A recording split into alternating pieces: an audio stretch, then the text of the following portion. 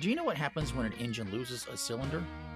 I mean, it still runs, but it shakes and strains and loses power and just becomes very inefficient. And the same thing can happen to servant leadership when it isn't properly maintained either.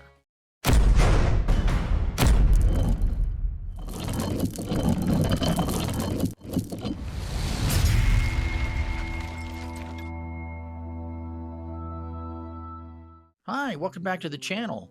If you're looking for a place where leadership intersects with faith and encouragement, then you're in the right spot because that's what we study here. And in the last episode, we established the definition of leadership, the one that we're going to use on this channel, and that is leadership is the ability to influence others to a goal. It doesn't come with a position, it doesn't come with a title, and it doesn't come as a result of authority. It comes from influence. And influence shows up in two very different ways, the first of which is through forced compliance. And the second is loyalty. Now, one demands obedience while the other earns commitment. Now, we previously said that leadership or having leadership abilities is a destination. And in order to get to a destination, we need a proper vehicle. And the vehicle we're choosing to get there is servant leadership. Now, you can imagine your servant leadership vehicle to look like just about anything you want. But since this is my video, and I happen to drive a pickup truck in the real world, this is how I choose to represent it. Now, as I said in the open, we're going to lift the hood of our servant leadership vehicle and discover what drives it. In other words, what gives servant leadership its power? What moves it forward? And the answer is what many scholars call the 10 characteristics of servant leadership. And together they form the backbone of most serious academic studies on the topic. And I suppose we could think of these 10 characteristics as the pillars upon which servant leadership is built. But to stay consistent with our analogy, the servant leadership vehicle, I want you to imagine these 10 characteristics as the engine of our servant leadership vehicle. In many vehicles, the engine is divided into two banks of cylinders, a left bank and a right bank. And they work together to create that energy which moves your vehicle forward, which puts it down the road. Well, our leadership engine works the same way. It has two separate banks of cylinders. On one side, we have what I call the relational characteristics, which determine how we treat people.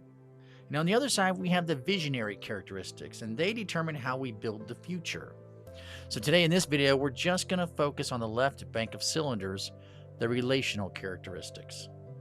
Because before you can cast vision or manage strategy or chase performance metrics, you have to learn how to treat people well. So let's go ahead and bring up the first cylinder on our engine. The first cylinder of our engine is listening. Now, there's a leadership quote that's often attributed to President Woodrow Wilson that says, "The ear of the leader must ring with the voices of the people." Now, notice it doesn't say the mouth of the leader, it says the ear. Because leadership is not primarily about speaking, it's about communicating. And at least half, or some would even argue more than half, of communication is listening. Now, I want to make something very clear. Hearing and listening are not the same thing. Hearing is passive. It happens when sound waves hit your ear and it's automatic. But listening, on the other hand, well, that's a choice. Hearing says, I know you're talking, and listening says, I know what you're saying. And there is a world of difference between the two. You know, in the book of James, chapter 1, verse 19, we're told everyone should be quick to listen, slow to speak, and slow to become angry. And that's not just spiritual advice. That's leadership wisdom. And if you want compliance, you don't have to listen much. You just have to issue directives. But if you want loyalty, you have to learn to listen. You need to listen. We need to listen to advice or opinions or concerns or frustrations or even other ideas. But here's the key many people fail to understand is we don't listen so that we can respond. We listen so that we can understand. You see, too many people, they're just leaders waiting for their turn to speak. I mean, servant leaders lean forward. They ask follow-up questions. They clarify. They reflect back on what they've heard. Because when people feel heard, they feel valued. And when people feel valued, they become invested. And listening is not a weakness. On the contrary, it's one of the strongest forms of influence you can possess. I mean, it tells your team that you matter. So that's the first cylinder of our servant leadership vehicle, listening. And now that we got the first cylinder firing, we can move to our second cylinder, which is empathy. So if listening says, I hear what you're saying, empathy says, I understand what you're feeling. And you've heard the phrase, I'm sure we've all heard the phrase, to walk a mile in someone else's shoes. Well, that's empathy. And it means stepping down from your title, stepping away from your authority, stepping into someone else's reality. Empathy is not weakness, it's disciplined perspective. Now, let's clarify something important. When we talk about empathy and leadership, we're not talking about being overly emotional or abandoning our standards. We're just talking about understanding people before we form conclusions. You see, there's a difference between being judgmental and forming judgment. And being judgmental says, I'm better than you, but having healthy judgment says, I want to understand the situation clearly. Servant leaders pause long enough to ask questions like, what burdens are they carrying that I don't see? Or what pressures are influencing their behavior? Or what context am I missing? I mean, empathy also celebrates individuality. And it recognizes that people are not just identical parts in a machine. They're human beings with different backgrounds and experiences and stressors and strengths. And long before modern leadership theory emphasized empathy, Scripture modeled it. Hebrews chapter 4 verse 15 says, "For we do not have a high priest who is unable to sympathize with our weakness, but we have one who has been tempted in every way just as we are, yet he did not sin." And that verse describes a leader who understands from experience. I mean, he didn't just lead from a distance, he led up close and personal. And that's the ultimate model for empathetic leadership. And here's why this matters practically. Because if you lead without empathy, you'll enforce the rules. But if you lead with empathy, you'll build loyalty. Because when people feel understood, they feel respected. And when they feel respected, they're far more willing to follow. Empathy is a second cylinder in our servant leadership engine.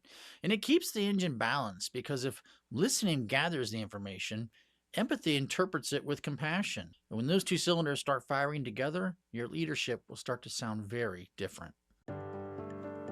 Leadership isn't about position, it's about service. It's about choosing to show up, to care deeply, and lead with integrity every day.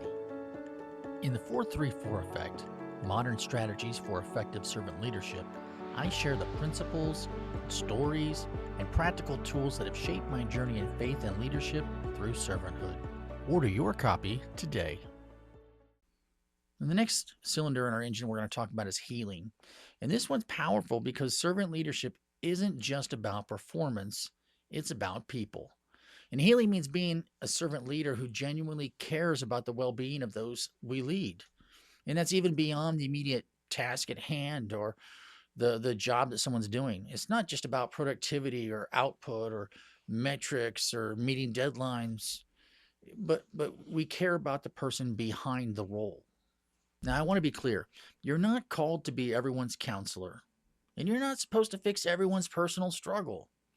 But you are responsible to create an environment where people feel safe enough to speak up honestly. Healing leadership looks like offering steady presence, or responding to someone with patience, or providing them with encouragement, or extending grace when it's appropriate, or just helping people navigate difficult times instead of just ignoring it or saying it's not my job. Because here's the reality. People don't leave organizations. They leave environments where they feel unseen or unsupported or as if they're disposable. A servant leader understands that broken people cannot consistently perform at their best. And sometimes what someone needs most is not correction, but care. And Psalm 147 verse 3 says, "He heals the brokenhearted and binds up their wounds." I mean, that's the character of God. He restores, he binds, he mends. And if we claim to lead with a servant heart, then our leadership should reflect that same restorative posture. Healing in leadership does not mean lowering standards. On the contrary, it means recognizing humanity and understanding that sometimes a missed deadline is connected to a wounded heart. And when people know that you genuinely care about them, loyalty deepens. So listening gathers the information, empathy interprets it, and healing responds to it. And now we have three cylinders firing together. The next cylinder we're going to talk about is awareness. Now that listening, empathy, and healing, well, they're all firing together, we're going to move to the fourth cylinder. If healing focuses on the individual, then awareness zooms out to the environment. Servant leaders are in tune. They're aware of the external factors influencing the people they lead.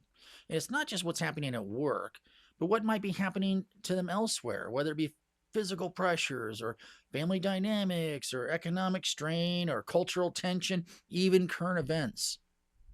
Now, awareness does not mean you know everything. And you're not responsible for tracking every headline or solving every societal issue. You're just responsible for recognizing there are external realities that affect internal performance. Let me give you a simple example. Imagine a married couple working opposite shifts with just one vehicle. Not hard to imagine. I'm sure millions of families live this life every day. Now, this particular family manages childcare with a simple handoff in the lobby at their work. And then a crisis hits and policies change or the system collapses, and now one spouse is constantly late. And a traditional leader would just see an issue with tardiness. But a servant leader will look for the context. Awareness asks questions like what changed? What pressure could this person be navigating? Is this defiance or is it difficulty? Leadership without awareness is just rigid, but leadership with awareness becomes humane. Proverbs 27, verse 23 says, "Be sure to know the condition of your flocks, give careful attention to your herds." And that verse was written about shepherding livestock, but the leadership principle still applies. Know the condition of those in your care, not just their output, but their condition. When leaders are aware, they respond wisely instead of reacting emotionally. So listening gathers words, empathy gathers perspective, healing responds to pain, and awareness understands context. Now we have all four cylinders firing together. Now we arrive at the fifth cylinder in our relational bank, and that's persuasion. And this is where servant leadership really separates itself from positional leadership. You see, there's a world of difference between persuasion and coercion. I mean, coercion says, do it because I said so. Persuasion says, let me help you see why this matters. And one uses pressure, the other builds conviction, one produces compliance, the other produces commitment. A boss relies on a title, but a servant leader relies on influence. Remember our definition of leadership. Leadership is the ability to influence others toward a goal. Persuasion is influence in action. It means you're willing to explain the why or invite dialogue and address concerns and build shared ownership. Now, persuasion does not mean indecisiveness, nor does it mean you'll never have to make hard calls. It simply means you value buy-in over blind obedience.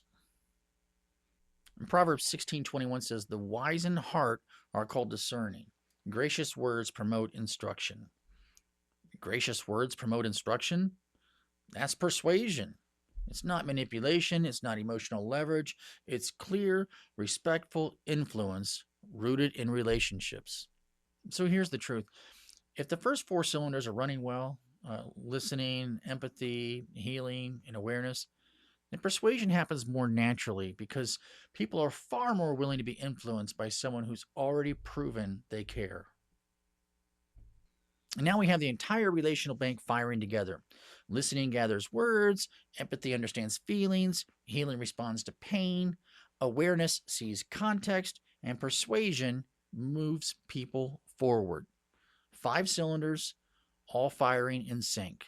That's the first half of our servant leadership engine. Okay, so today we opened the hood of our servant leadership vehicle and examined the left side bank of the cylinders, the relational characteristics. And as a review, listening means I hear you, empathy means I understand you, healing means I care about you, awareness means I see what's influencing you, and persuasion means I want to move you forward through influence, not force. And when these 5 cylinders start firing together, something powerful happens. You don't just create compliance, you create loyalty. You don't just manage people, you lead them. But if you never cast vision or never steward responsibility, never build towards the future, your leadership's going to stall. And that's why in the next episode, we're going to study the other bank of leadership cylinders, the visionary characteristics. If you enjoyed this video, be sure to hit that like button. Make sure you subscribe to our channel and turn on all notifications so you don't miss any of our content. And if you're just joining us because you missed episode 1 where we defined leadership and laid the foundation for this entire series, you can click right here and catch up before moving on. We'll see you in the next one.